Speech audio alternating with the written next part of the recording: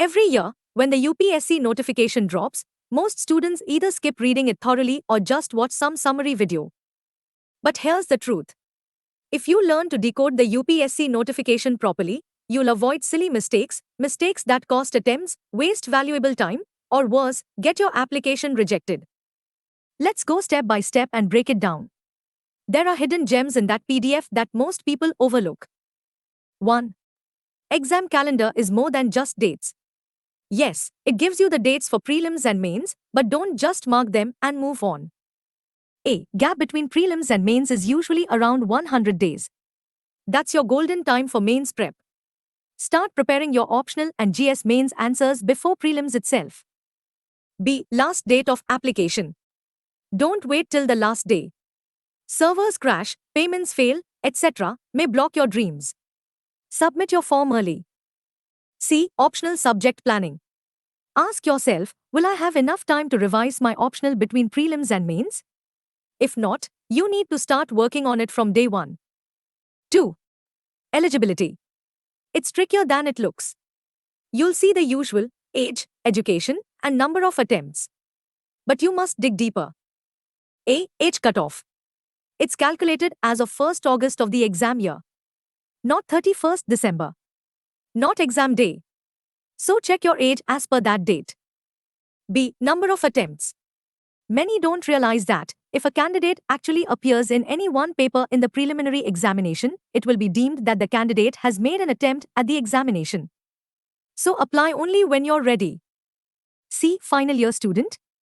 Yes, you can write prelims, but you'll need to show your degree proof before mains.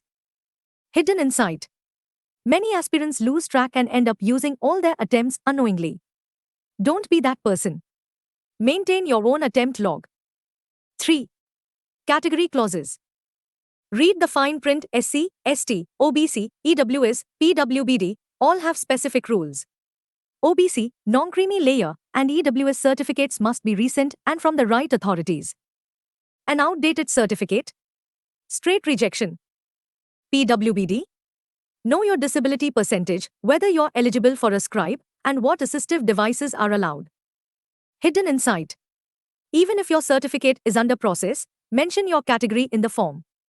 But make sure the certificate is ready before mains. 4. Syllabus and exam pattern. Hiding in plain sight. Yes, the full prelims and mains syllabus is printed right there in the notification. Most people just Google summaries. Don't do that. Read the original. It tells you paper-wise breakdown, areas of focus for each GS and optional paper. Details of the qualifying papers like English and regional language, etc. Hidden insight. Terms like economic and social development or biodiversity might seem vague, but the UPSC quietly clarifies these inside the syllabus. Underline those hints when you read. Final tip. Read it yourself, line by line. No matter how many YouTube videos you watch or summaries you read, there's no substitute for the original notification. Read it twice. Highlight the important parts. Make a checklist. Your summary checklist. Note exam dates, deadlines, and form details. Double-check age and number of attempts. Check your category rules and certificates. Choose optional and exam center wisely. Read and align your prep with the official syllabus.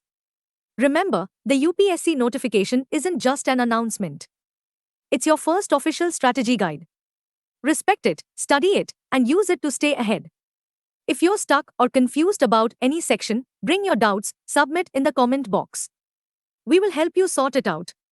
Let's do this smartly. No surprises. No silly mistakes.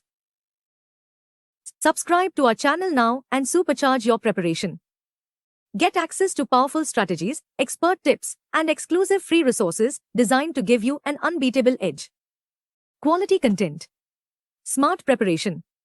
Real results. Don't miss the free gifts. Hit that subscribe button now.